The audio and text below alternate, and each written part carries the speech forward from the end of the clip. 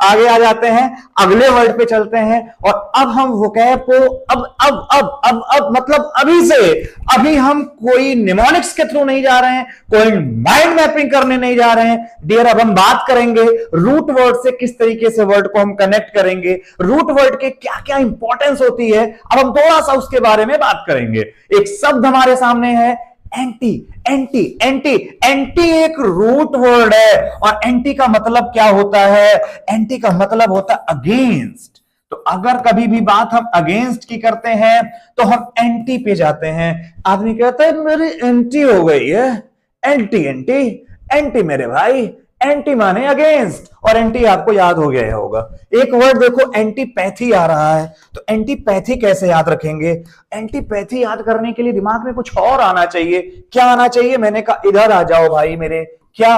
एक वर्ड देखो पैथी होता है, पैथी का मतलब होता है फीलिंग, पैथोस से आया है ये। पैथी मीन्स क्या होता है? फीलिंग। और एक वर्ड यहां से दिमाग में बैठना चाहिए, सिंपैथी क्या होता है भाई? फिर सिंपैथी क्या होता है? सिंपैथी में भी एक वर्ड आ गया सिम।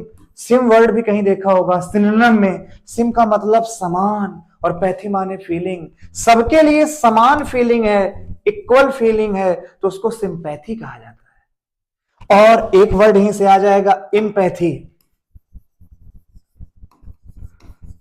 इम्पैथी का मतलब होता है तुम्हारी फीलिंग भी मेरी जैसी ही है, वो हो गया इम्पैथी। अब दोनों को समझते हैं क्योंकि सिंपैथी और इम्पैथी का वो डिफरेंस जो लोगों को नहीं पता होता, आज मैं आपको बताने जा रहा हूं। किसी के घर में आग लग गई, आपने कहा क्या उसका घर क्या मेरा घर? बुरा हुआ, आग नहीं लगनी चाहिए थी। दिल के फफोले जल गए सीने की आग से, घर में आग लग गई घर के चिराग से। गलत हुआ, आग नहीं लगनी चाहिए थी। ये सिंपैथी है। वसुधैव कुटुंबकम, वर्ल्ड इज आवर फैमिली, दुनिया मेरा परिवार है, ये सिंपैथी है। और एम्पैथी क्या है? किसी ने कहा हे भगवान मेरे कार में आग लग गई, तुमने कहा मेरे कार में भी पिछले साल आग लगी थी, तो मैं तुम्हारा दर्द बेहतर समझ सकता हूं, तुम्हारा दर्द मेरे दर्द जैसा ही है, तो वो एम्पैथी हो गया। क्योंकि पैथी मीन्स क्या याद रखना है? पैथी मीन्स याद रखना है फीलिंग। तो सिंपैथी एक तरफ हो गया, एम्पैथी एक तरफ हो गया। सिंपैथी एम्पैथी हो गया। अब एक वर्ड ये दिमाग में और ले आओ। क्या? एक वर्ड ले आओ अपैथी। क्या होता है फिर? ए मीन्स होता है विदाउट। ए मीन्स क्या होता है? ए मीन्स होता है विदाउट। दिमाग में रखो, ए मीन्स क्या होता है? विदाउट। और अगर ए मीन्स होता है विदाउट तो पैथी मतलब होता है फीलिंग। और अगर कोई आदमी बिना फीलिंग का है तो इसका मतलब वो आदमी कैसा है? वो आदमी उदास है। और जो आदमी उदास होता है उसके लिए एसएससी महोदय पूछते हैं एक वर्ड, और वर्ड होता है इनडिफरेंट। क्या वर्ड होता है? इनडिफरेंट होता है। तो उसको हमने क्या कह दिया? अपैथी कह दिया, अपैथेटिक कह दिया। अपैथेटिक से ही वर्ड बनेगा इनडिफरेंट, क्योंकि अपैथेटिक एडजेक्टिव होगा, इनडिफरेंट एडजेक्टिव होगा। वो चीज अगर नीरस है, अगर उदास है, तो उसको हम लोग कहते हैं वो मोनोटोनस है। मोनोटोनस का मतलब बड़ा क्लियर हो जाता है, बार बार एक ही टोन बज रही है। मोनो मीन्स वन, बार बार एक ही टोन बज रही है, तो वो क्या हो गया? मोनोटोनस हो गया। पैथी मीन्स फीलिंग आ गया, तो सिंपैथी आया, इम्पैथी आया, अपैथी आया। अब एक वर्ड यहीं से ध्यान से देखोगे तो क्या आ जाएगा? एक वर्ड आ जाएगा एंटीपैथी। एंटी मीन्स अगेंस्ट और पैथी मीन्स फीलिंग। तो अगर आपकी फीलिंग किसी के अगेंस्ट हो गई तो इसका मतलब आपके और उसके बीच में क्या हो चुकी है? हॉस्टिलिटी हो चुकी है। हॉस्टिलिटी माने क्या हो चुकी है? एनिमिटी हो सॉरी, हॉस्टिलिटी माने पहले याद रख लो, हॉस्टल में रहने वाले लोग लड़ाई करते रहते थे। अभी मैंने बताया था किससे? अभी मैंने एक वर्ड आपको याद कराया था, ध्यान से देखो, जॉस्टल से।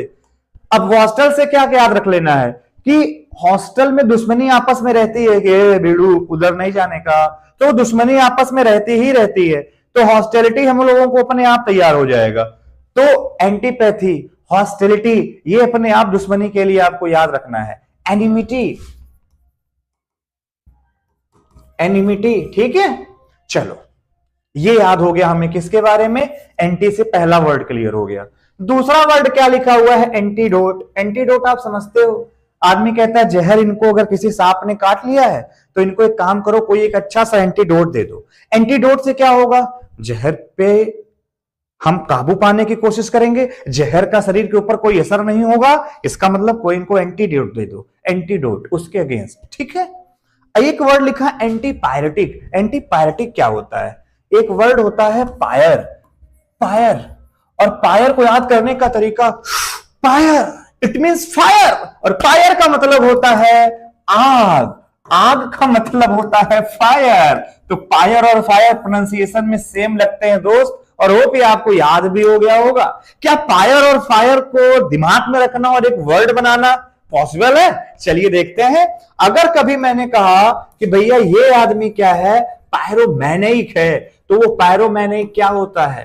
पायरोमैनिक होता है, आपने देखा होगा कि इस तरीके से आग होती है और मुंह में पेट्रोल लेकर के मारते हैं और आग और तेज बढ़ती है, तो पायरोमैनिक है, आग के साथ खेलता है, वो गोल गोल आग जल रही है, बीच से कूदता हुआ निकल गया, ये पायरोमैनिक है, सनके टाइप का है आग को लेकर के, पायरोमैनिक है। और एक क्या होता है? पायरोफोबिक होती है। पायरोफोबिया क्या है? पायरोफोबिक क्या है? आग से डरता है वो, तो ये पायरोफोबिक हो गया। और मेरे भाई अगर कभी पायरोमैनिक आ गया, पायरोफोबिक आ गया, तो जल्दी से ध्यान से देखो, तो यहीं से तो वर्ड निकल के आ रहा है एंटीपायरेटिक। एंटीपायरेटिक क्या? Anti means against and pyre means fire, आग, गर्मी। तो जो चीज गर्मी के खिलाफ है, यानी क्या, जितनी भी दवाइयां फीवर को उतारने के लिए दी जाती हैं, बुखार को उतारने के लिए दी जाती हैं, उन्हें एंटीपायरेटिक टेबलेट्स कहा जाता है, क्योंकि बुखार में भी तो शरीर तप रही होती है, एंटीपायरेटिक हो गया। और एंटीसीडेंट आपको पता है, एंटीसीडेंट कैसे बना पता है? सीईडी, सीड का मतलब ही होता था मूव करना, और अगर कभी भी आप आगे की ओर मूव कर गए तो क्या हो गया? प्रोसीड हो गया, आप आगे की ओर बढ़ गए, प्रोसीड हो गया। आप सफल हो गए तो आप सक्सीड हो गए, उसमें भी आप आगे बढ़ रहे हो। और उसी तरीके से क्या लिखा हुआ है?